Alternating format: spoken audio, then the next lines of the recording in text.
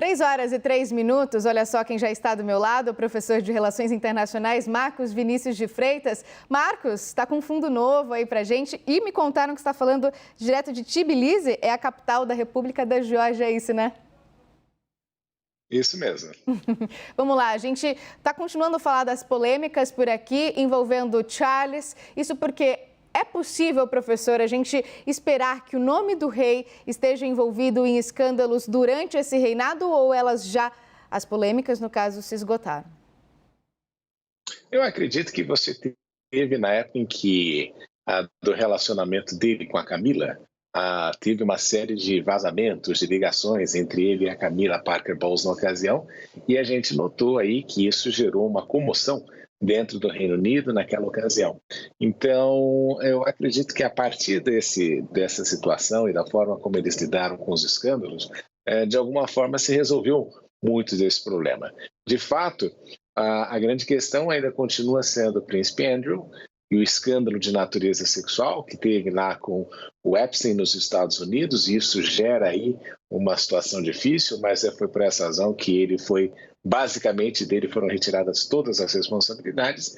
E existe também, de tempos em tempos, o príncipe Harry, que pretendia, junto com Meghan Markle, reformatar a monarquia, e descobriram ali que a própria opinião pública britânica já chegou ao nível de cansaço com relação àquilo que eles têm feito. Porque justamente, não é, Anne, a alegação do príncipe Harry e da Meghan Markle era de que eles queriam sair dos olhos da mídia, porque a mídia ficava o tempo inteiro atrapalhando a vida deles, perseguindo-os, e de repente a única coisa que eles têm feito nos últimos tempos tem sido justamente falar à mídia, justamente para vender e que a partir dessas vendas criar aí o ganho econômico que eles precisam para se manter na nova vida e na forma como eles estão fazendo o seu destino.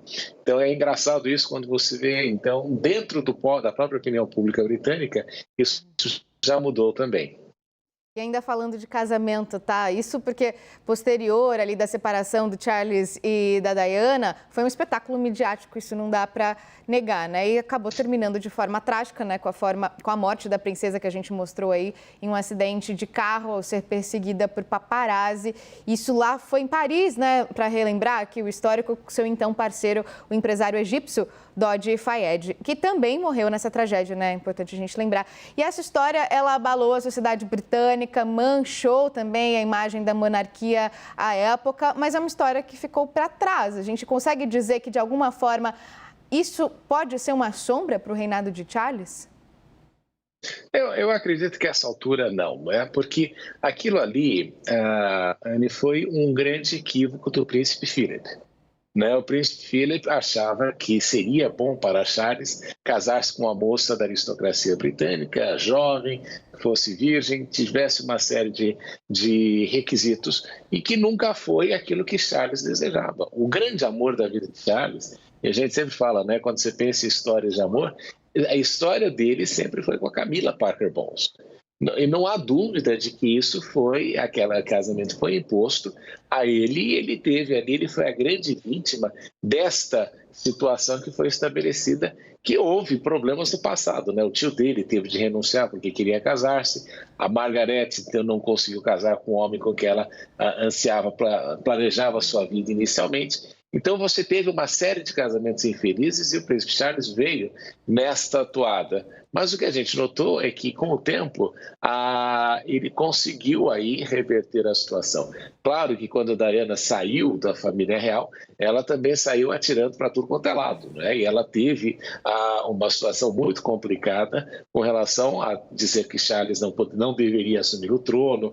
Houve ali, hoje em dia, quem analisa as frases dela nota uma certa raiva com relação àquela situação toda que aconteceu, porque ela queria ser a rainha. Não é? Isso era uma das coisas que Diana ansiava. Então, nesse processo todo, o Charles foi a grande vítima daquela ideia que o pai dele tinha, que foi equivocada, e que gerou até esses problemas, né, de aceitação perante a opinião pública, porque volta e meia a questão de Diana volta, e até mesmo você vê que o próprio livro que o príncipe Harry fez, mais ou menos requenta uma vez mais essa história, e por essa razão se tenta prejudicar aí. Mas quando você analisa, e se você gosta de romance, eu acho que a história do Charles com a Camila tem muito mais de romance do que teve aquele conto de princesa da Diana teve aquele casamento espetacular no Reino Unido. É isso, é assunto que dá para outra série, né? A The Crown, que contou sobre Elizabeth, olha só, tem muito pano para a manga também para esse tipo de situação. E a gente estava falando, professor, sobre essa relação com a imprensa, né? O que a gente pode esperar dessa relação agora, não só com a imprensa britânica, mas também a mundial? Será que a gente pode ter ali uma relação mais tensa ou uma perspectiva mesmo de aproximação para ajudar a recuperar justamente a popularidade da família real?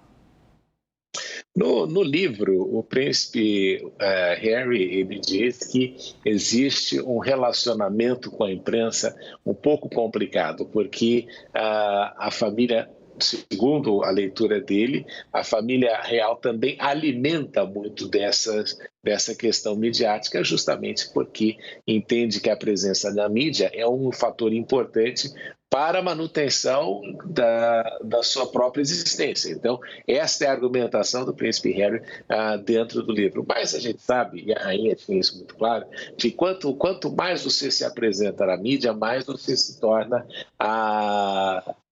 vulnerável às críticas com relação àquilo que vai ser feito. E o problema é que, como a gente tinha falado anteriormente, como monarca, a única coisa que você não pode expressar na sua vida é sua opinião. Não é? Então, e quando você vive sob escrutínio da mídia 24 horas por dia, a possibilidade de você cometer um erro é muito grave.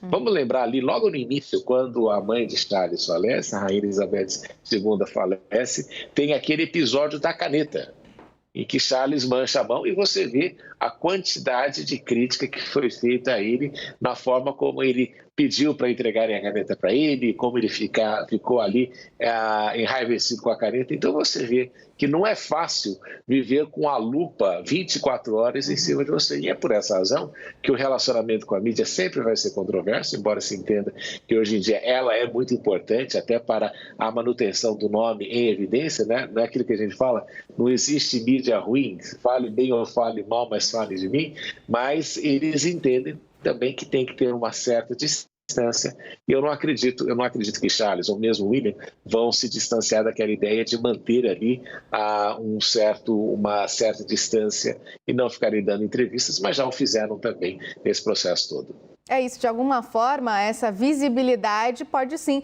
trazer mais benefícios do que prejuízos, né, para a popularidade da família britânica nesse momento. Professor, obrigada mais uma vez, mas a gente continua ainda e conversa ao longo dessa programação, continua com a gente. Obrigada pela disponibilidade mais uma vez, a gente se fala daqui a pouquinho.